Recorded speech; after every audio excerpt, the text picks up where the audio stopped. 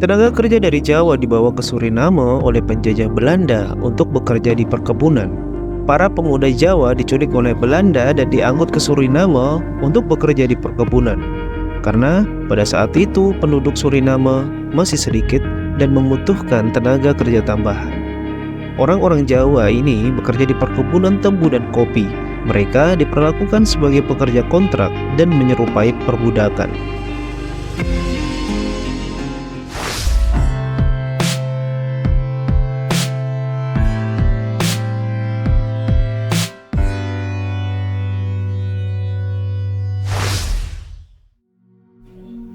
Selamat datang di Spotsia, channel yang akan menambah pengetahuan dan wawasan dunia yang mungkin belum kamu ketahui. Suriname. Suriname yang dahulu dikenal sebagai Guyana Belanda adalah sebuah negara di Amerika Selatan dan merupakan bekas jajahan Belanda. Selama masa penjajahan Belanda, banyak orang dari Pulau Jawa bermigrasi ke Suriname. Suriname terletak di benua Amerika, tepatnya di Amerika Latin bagian utara. Negara ini berbatasan dengan 3 negara, yaitu Guyana di sebelah barat, Guyana Prancis di sebelah timur, dan Brasil di sebelah selatan. Ibu kota negara Suriname adalah Paramaribo. Suriname menganut sistem pemerintahan republik dengan kepala negara dan kepala pemerintahan di bawah kendali presiden. Bahasa resmi yang digunakan di Suriname adalah bahasa Belanda. Namun, masyarakat juga menggunakan bahasa-bahasa seperti Seranan Tongo, Hindustan, dan Jawa Suriname dalam kehidupan sehari-hari.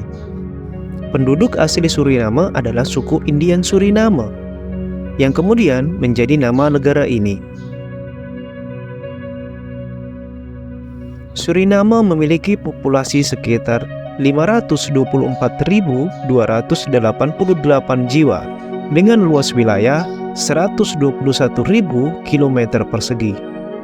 Dari jumlah populasi tersebut, sekitar 27,4% merupakan etnis Hindustan, 17,7% merupakan etnis Kreol, 14,7% merupakan etnis Marun, 14,6% merupakan etnis Jawa, dan sisanya terdiri dari etnis lain seperti Arab, Tionghoa, Brasil, dan lain-lain.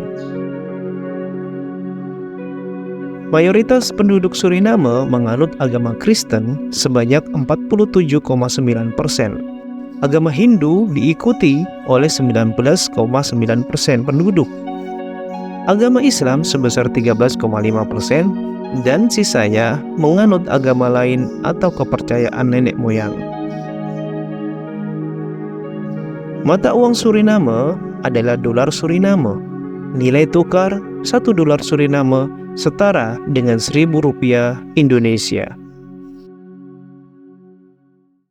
Asal muasal orang Jawa di Suriname berkaitan erat dengan sejarah kolonial dan kebutuhan akan tenaga kerja di perkebunan. Tenaga kerja dari Jawa dan India dibawa ke Suriname oleh penjajah Belanda untuk bekerja di perkebunan. Proses ini dimulai dengan penculikan para pemuda Jawa oleh Belanda yang kemudian diangkut ke Suriname dan dipekerjakan di perkebunan. Pada saat itu, Suriname masih memiliki sedikit penduduk sehingga dibutuhkan tenaga kerja tambahan.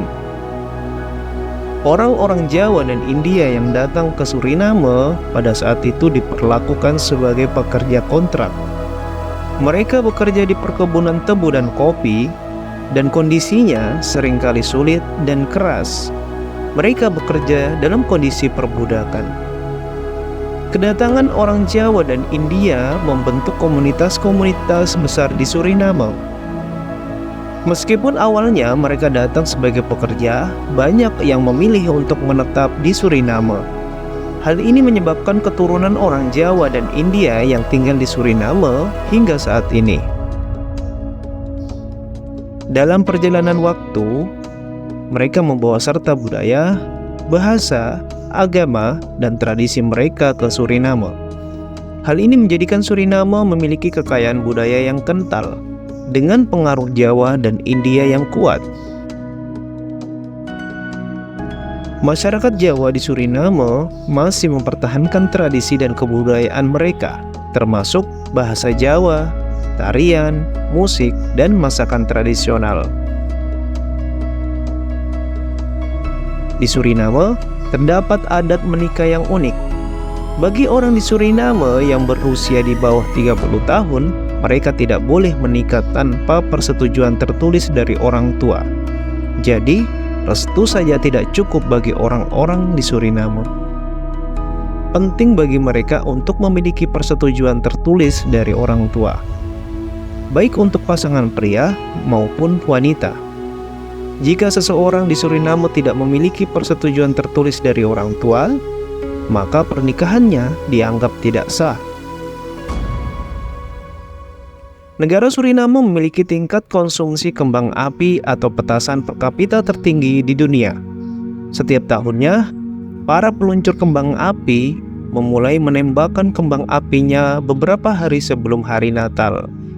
Dan perayaan ini berlangsung hingga malam tahun baru tiba.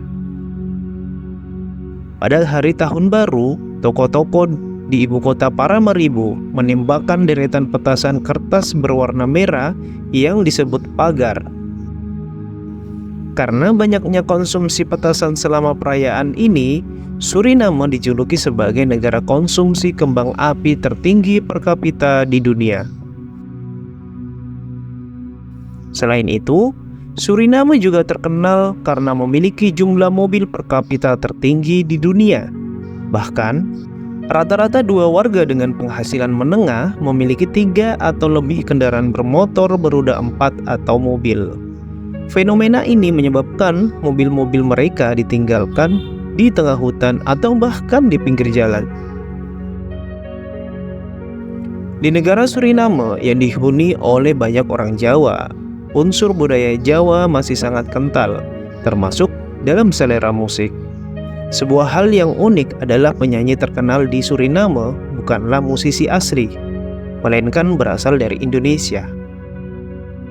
Didi Kempot adalah idola masyarakat di negara Suriname, dan hal ini diakui oleh Menteri Dalam Negeri Suriname, Suharto Moestaja. Selain itu, minuman tradisional Jawa yang disebut jamu juga sangat populer di Suriname. Jamu yang dibuat oleh kelompok wanita tani di sana sangat diminati oleh penduduk Suriname. Penduduk Suriname keturunan Jawa sangat menyukai jamu dengan berbagai rasa seperti beras kencur, puyang, dan lain sebagainya.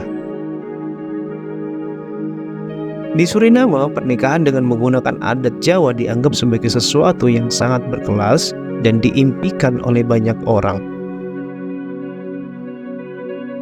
Di Suriname, masyarakat menggunakan perhitungan primbon Jawa untuk menentukan hari raya Idul Fitri. Ini merupakan hal yang berbeda dengan cara kita di Indonesia, yang umumnya mengandalkan pengamatan hilal. Primbon adalah sistem penanggalan tradisional nenek moyang kita dari Jawa.